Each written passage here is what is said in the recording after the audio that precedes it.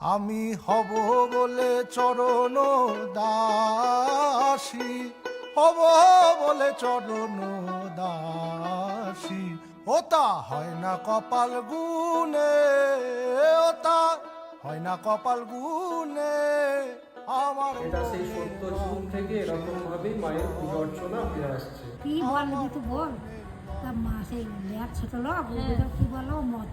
হ্যাঁ হ্যাঁ এই শুভ সকাল বন্ধুরা, আমরা এখন ঘোষগ্রাম যাব মা লক্ষ্মীর মন্দির, সেখানে আমরা পুজো দেবো, ভোগ খাবো। তো দেখি কতদূর কি হচ্ছে, ভোগ সবসময় হয় না, তো যদি কপালে থাকে তো হবে। তো আপনাদের সঙ্গে সব কিছু শেয়ার করবো। আমাদের 11টায় পৌঁছানোর কথা, সেখানে আমরা পৌঁছাইনি এখনো। এখানে মা লক্ষ্মীর একটু পুজোর জন্য ফল টল, হ্যাঁ বলা আছে।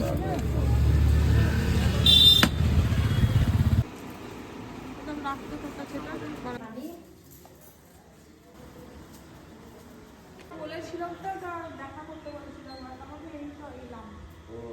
কোন জায়গায় দেখা করতে হবে? কিচ্ছু করবে না, বসুন। বাড়ি কোথায় হচ্ছে আমাদের বাড়ি গোপালপুর। আচ্ছা, গোপাল।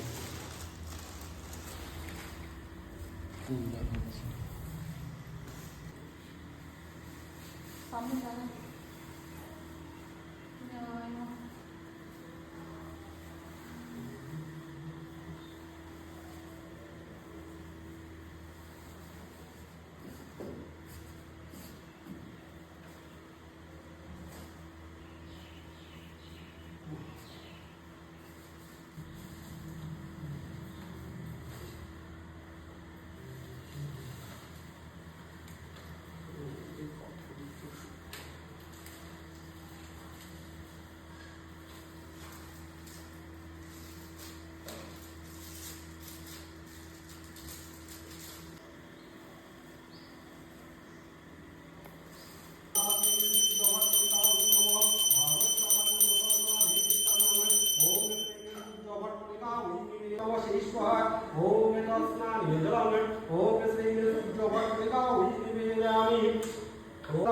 ओम श्री लक्ष्मी देवाय निवेदयामि सर्वोत्तमं देवीं सरस्वती निश्चैव तदजय मुदीरयेत्।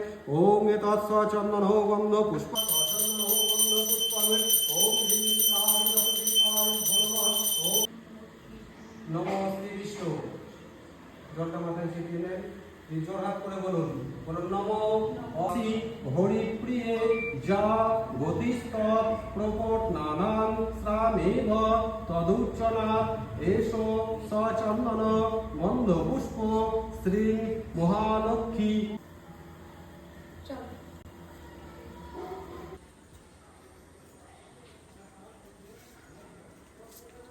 চুপ করো তো।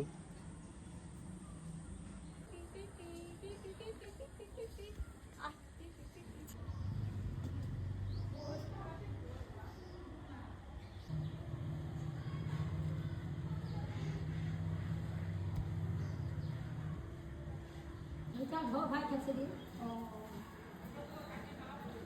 অনেক দূর থেকে ঘর কাছে। এই যে মা সিদ্ধেশ্বরী মা পঞ্চমুণ্ডির আসনে স্বয়ং কামদেব ব্রহ্মচারী সাধনা করেছিলেন, এটা সিদ্ধেশ্বরী মা। এই যে বাবা শিবটাকে দেখছেন, এইটা একদম পাতাল থেকে উঠেছে, এটা ছোট ছিল, ধীরে ধীরে মোটাও হচ্ছে এবং বড়ও হচ্ছে।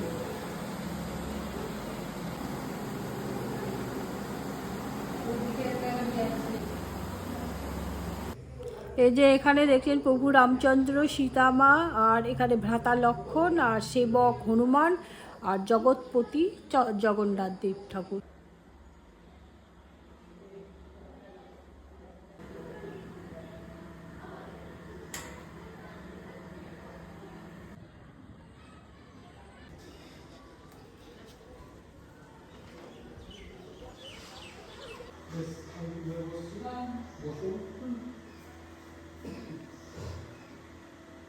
ओम श्री विष्णु ओम विष्णु रूपासी भज्जे श्री पद्मे पद्मालये शोभे।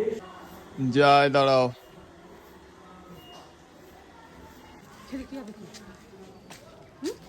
তর্ক করো না, নিয়ে আসি, দে 10 টাকা দে, দেখে দেখে চুপ করবা। দে কেন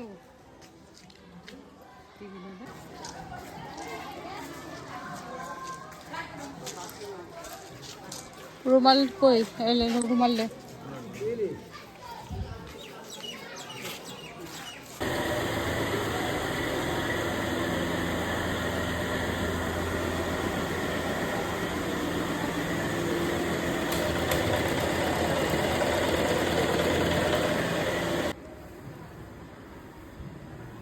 অভাব নেই নাই না বামন আছে তা তুমি কি নিবি কি বল নিবি তো বল তা মা সেই লেয়ার ছোট লোক কি বলো মদ হ্যাঁ হ্যাঁ এই গল্পটা সত্যি, এই গল্পটা আমি বইয়ে পড়েছি।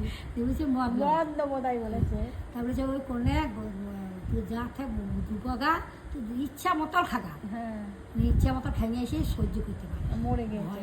ভেতরে ভয় ঢুকেছে, হ্যাঁ হ্যাঁ এসে ভয় এসে 3 দিন পেরিয়ে হ্যাঁ 3 দিন পরেই মারা গেছে। আমি ওটাও দেখতে জানি। এই উপলাইটা এই দিকে আছে না, আমাদের নাচতে উপলাইটা